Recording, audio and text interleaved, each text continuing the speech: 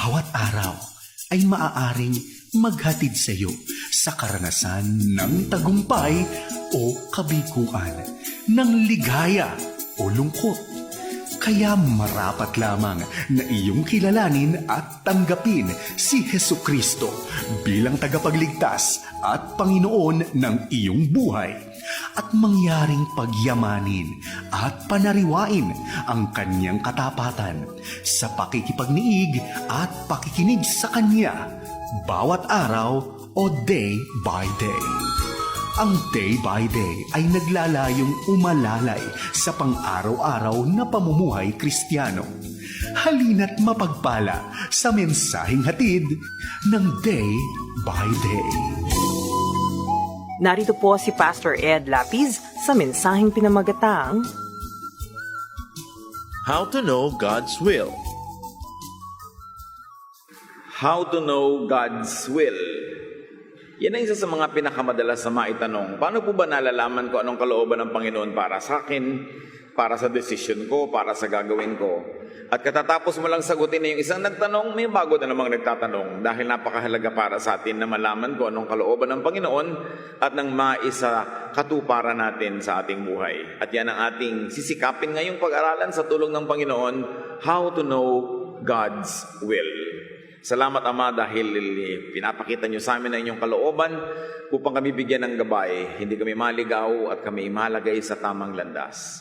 Turuan niyo po kami ngayon na kilalanin ang kalooban niyo sa aming buhay para yun ang masunod at yun ang manaig.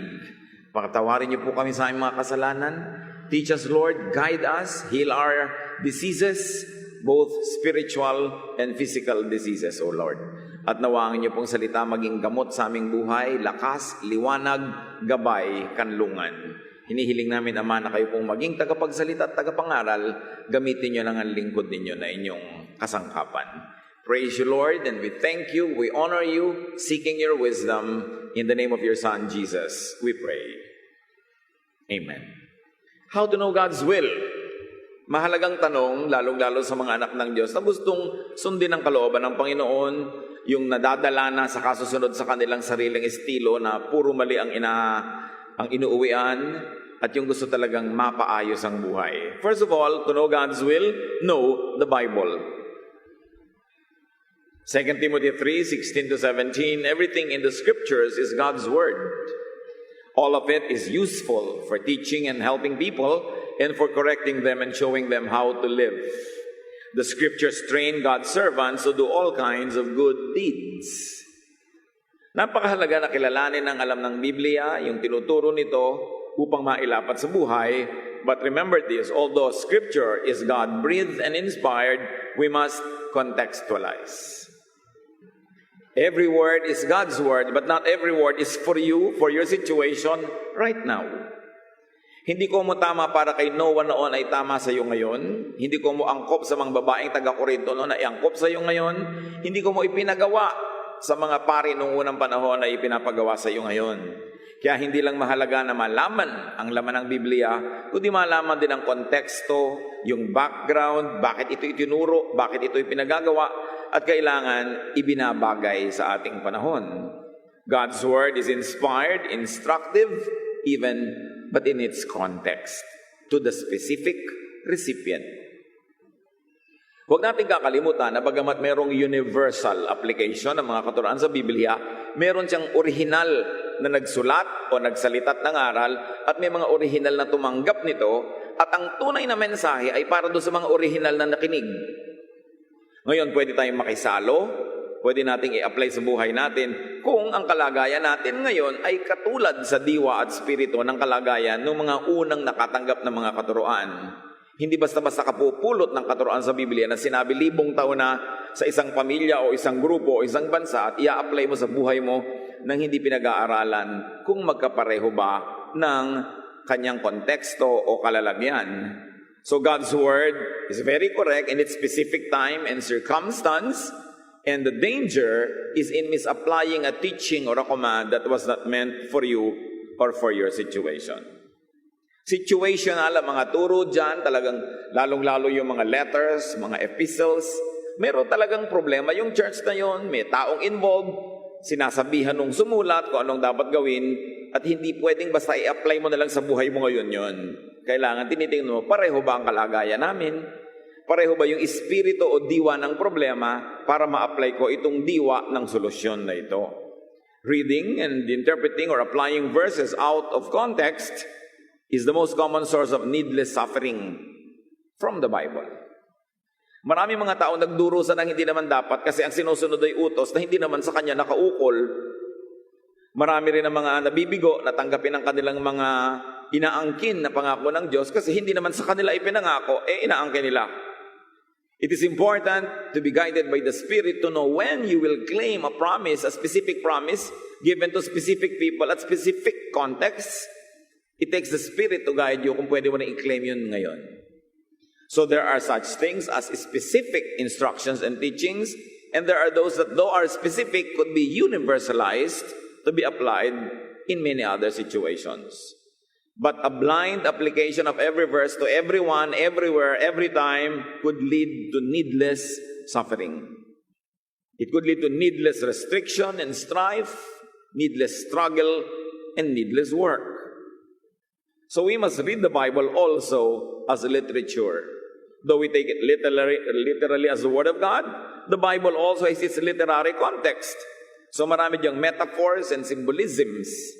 Maraming talinghaga sa Biblia na hindi mo pwedeng literally i-apply mo sa iyong buhay. It is erroneous to insist on a literal reading always.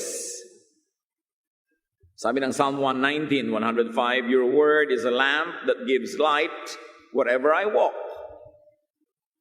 Liwanag daw ang salita sa Biblia na nagbibigay liwanag kung saan man tayo naglalakad. Yung pa lang, simbolo na, metaphor, talinghaga na. Nakakita na ba kayo ng taong naglalakad sa dilim, binubuksan yung Biblia para lumiwanag yung dadaanan niya? That's a very literal reading that your word is a lamp unto my feet.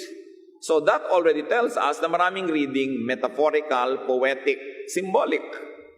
Hindi pwedeng literal lahat ang basa natin. Kailangan marunong ka ng literature. Nakikita mo, symbolic ito. And out of this symbol, I can make this universal reading and application. Kaya marami pong nagdurusa dahil sa pagiging relihiyoso, dahil yung pagbabasa nila kuminsan ay hindi tugma sa kanilang pangangailangan at katotohanan, nagdurusa tuloy sila.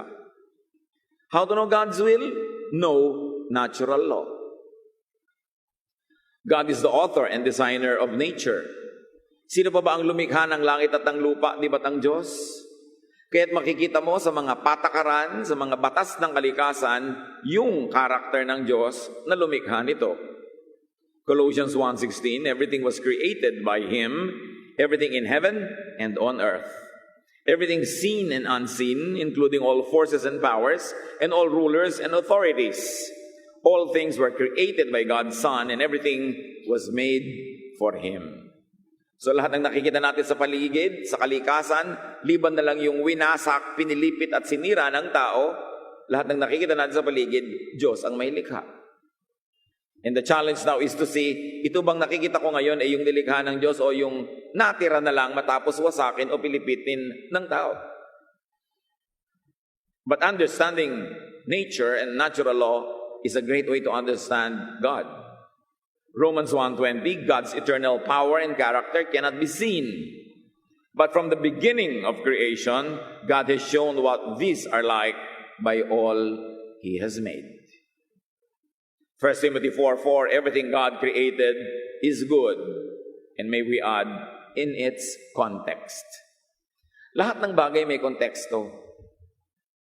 May mga elemento ito, may mga sangkap na nakapaligid na nagbibigay ng kahulugan. Dapat bago mo kuhanin yung ganung kahulugan, tingnan mo muna kung yung mga sangkap na nakapaligid, ganun din nga. Mahalaga. So we are to respect natural law. As much as possible, abide by natural law.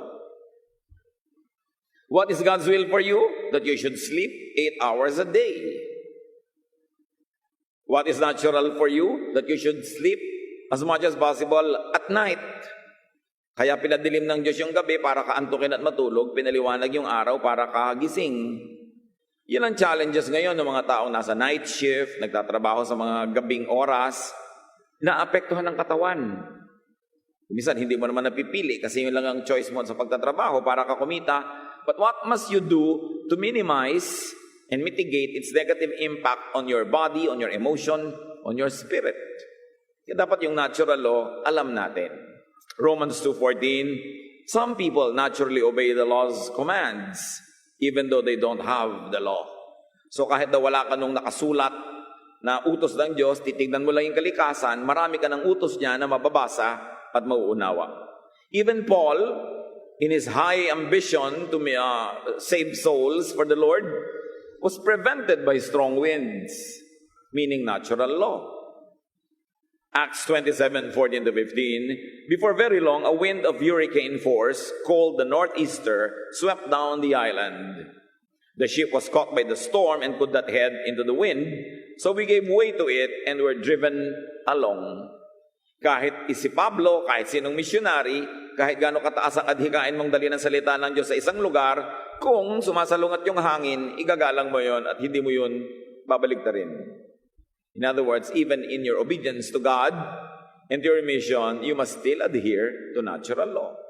So people respect natural law in seasons. For instance, Luke 12:54-55, he said to the crowd, when you see a cloud rising in the west, immediately you say, it's going to rain.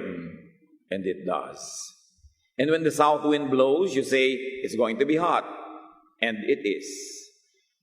Nababasa ng tao ang ibinabadya ng panahon. Sa tingin mo palang uulan bukas, di pag alis mo ng bahay, may dala ka na ngayong payong o kapote o whatever. O hindi ka gagawa ng activity na outdoor na mababasa. Galatians 4:10, you are observing special days and months and seasons and years. Kasama talaga yun sa tunay na pagsunod sa kalooban ng Diyos, ibinabagay mo rin sa panahon. Gusto mong gumawa ng mga pagdiriwang, mga anibersaryo, huwag mong itapat sa rainy season dahil alam mong mababasa ang iyong event, uulanin ka. Jeremiah 8:7, even the stork in the sky knows her appointed seasons, and the dove, the swift, and the thrush observe the time of their migration. Kumisan, ang pinakamalaking challenge, kahit sa atin, sa church, yung may mga gustong magpakasal sa garden, pero tag-ulan. Hunyo, Hulyo, Agosto, tag-bagyo, tag-ulan, si bride gusto maglakad sa garden. Sasabihin mo na, sister, baka ulanin ang ating kasalan. Bakit hindi mo ilagay indoor? Pastor, magdasal na lang po tayong huwag umulan. Kayo na lang. Bakit ako magdadasal sa Diyos na huwag pa ulanin? Tag-ulan. Hindi mo ba alam na ang Diyos ang nagtakda ng tag-ulan? So magkakasal ka ng tag-ulan, ang gawin mong atar, kapote, bota. Pero huwag mo akong paguri na magdasal sa Diyos na huwag pa ulanin dahil tag-ulan. Yun ang sinasabi natin, respect natural law because it's God's will. Siyempre, may mga churches talagang they were founded in June, July, August, ganyan mga buwan. Ang suggestion ko, pag meron kayong celebration, bring it indoors from the beginning. Or, humanda kayong mabasa. O ilipat nyo yung inyong anibersaryo. Nagkakaintindihan kayong hindi talaga yon, pero para matupad yung mga plano nyo, ililipat nyo. Pero huwag nyong salungatin ang kalooban ng Diyos. Tulad ngayon, nagbabago ang panahon. Mga kapatid, hindi nagbabago ang Diyos. Nagbabago lang ang panahon. So uminit, umaraw, mag-global warming, hindi nagbabago ang Diyos. Mahal pa rin niya tayo, mahal niya ang planeta. Kaya mag-adjust lang tayo. Kung mas mainit ngayon, kung hindi tag-ulan, biglang umuulan, mag-adjust ka. There are changes happening around us, but it doesn't mean that the world is ending. Natural lang na nagkakaroon ng panibagong mga style na ginagawa yung planet para mabuhay siya at ma-refresh. Jeremiah 8:7, even the stork in the sky knows her appointed seasons. Tulad ng binasa natin. Kahit mga ibon, alam nila kung kailan sila lilipad, alam nila kung kailan sila magmamigrate. Yung mga ibon sa North Pole, sa mga magiginaw na bansa, dumadating dito sa tropics, pag magwi-winter na doon, lahat may panahon. How to know God's will? Gawin mo yung mas madali. Know God's will revealed in nature and do not fight it. Go along with it. How else do you know God's will? Pray. So may intellectual exercise, may physical exercise, at mayroong spiritual exercise. Seek guidance from the Spirit. 1 Corinthians 2:10, God's Spirit has shown you everything. His Spirit finds out everything and even what is deep in the mind of God. Hindi natin laging naaarok ang kalooban ng Diyos, pero yung Espiritu niya na nasa atin, yun ang nagbibigay sa atin ng pahiwatig kung ano ang niloloob ng Diyos. Kaya mahalaga sa prayer life, yung spiritual ka. Malapit ka sa Diyos para maunawa mo mga udyok, mga pahiwatig ng Espiritu na hindi kayang sabihin ng salita o ituro ng sino mang teacher. Romans 8:26, in certain ways we are weak, but the Spirit is here to help us. For example, when we don't know how to pray or what to pray for, the Spirit prays for us in ways that cannot be put into words. Isang dapat nating maunawa na yung Espiritu ng Diyos na nasa ating puso, nananalangin para sa atin kahit tayo mismo ay hindi nananalangin. Kaya maganda na meron tayong malapit na relasyon sa Espiritong ito ng Diyos na nananahan sa atin. Sa pamumuhay ng malinis, matapat, banal, lalong gumaganda ang relasyon natin sa Spirit, and therefore this Spirit is able to pray for us even more. The Spirit is able to reveal to us the will of God. Therefore, in prayer, we ask for what God wills to give us, and our prayer gets answered. Ang talaga namang prayer, hindi yung hinihingi mo sa Diyos yung gusto mo, kundi hinihingi mo sa Diyos yung gusto niyang ibigay sa iyo na hindi niya ibibigay kung hindi mo hinihingi. Kaya kailangan mag-pray ka at tama, ayon sa kalooban ng Diyos ang pinagpe-pray mo. So, kilala mo ang Diyos through nature, therefore you don't ask for things against what is natural law. Unless you are asking for a miracle, ano ba, healing ng isang taong sobrang may sakit, that is going against natural law. There are examples in the Bible that allow us to pray along that line. But there is no guarantee that you will be answered. But in faith, why don't you pray anyway? Kasi may mga example na nangyari. So alam natin na what to pray for and what not to pray for. Pray through meditation and through quiet time. Mahalaga yung wala kang ginagawa, wala kang iniisip, tahimik ka lang sa presensya ng Diyos at nare-reveal sa iyo yung mga gusto niyang ipahiwatig, ipaalam through quiet time, without words. Yung iba naman, may babasahing scripture, pag-aaralan, may notebook pa, may guide pa, tapos isasara na, tapos na daw yung quiet time. No, quiet time primarily means quiet. Wala kang kausap, wala kang binabasa, nananahimik ka lang, merong space for the Spirit of God to be able to speak to you. Wala kang agenda, wala kang listahan ang gagawin. So iba naman yung daily Bible reading, iba naman yung devotion, pero yung quiet time, quiet ka lang talaga dapat.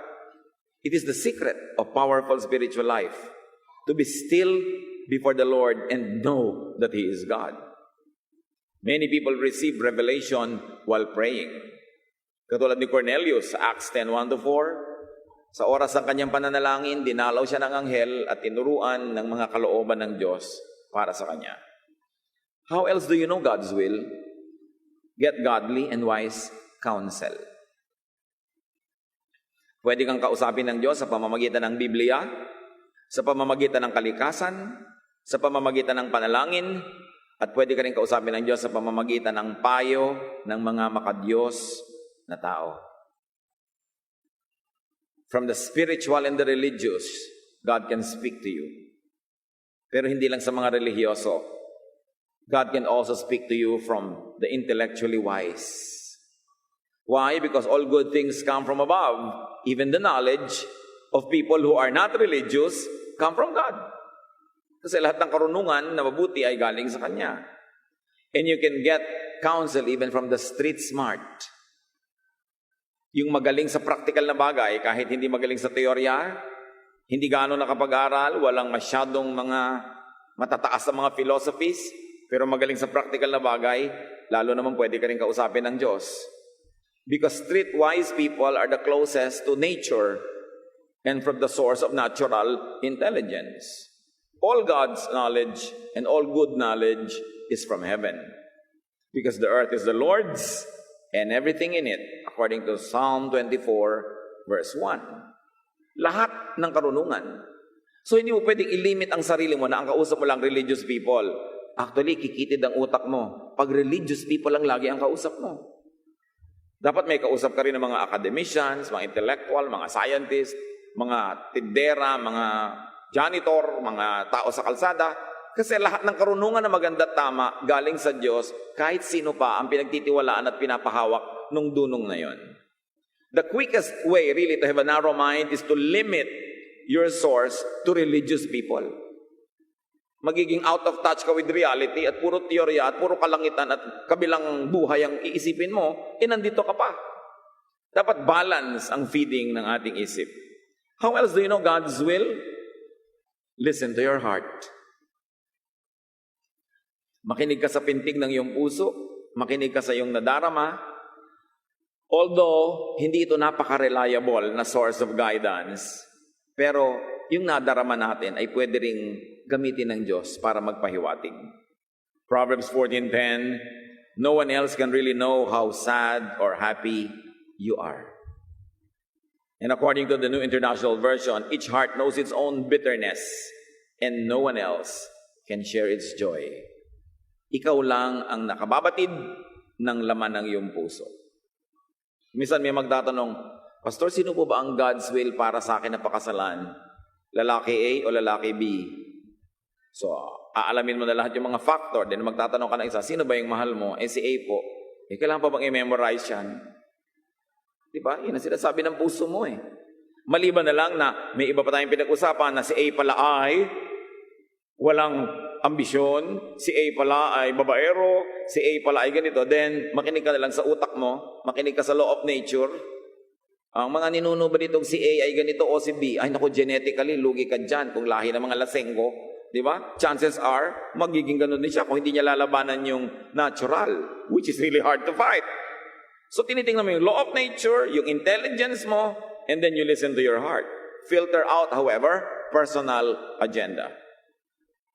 Pagka humihingi ka ng guidance at nakinig ka lang sa iyong sariling damdamin, dapat ina-identify mo, sobra ko lang ito kasing gusto. Hindi ako dapat magpadala sobra sa damdamin ko dahil dadayain ako ng damdamin ko na ito.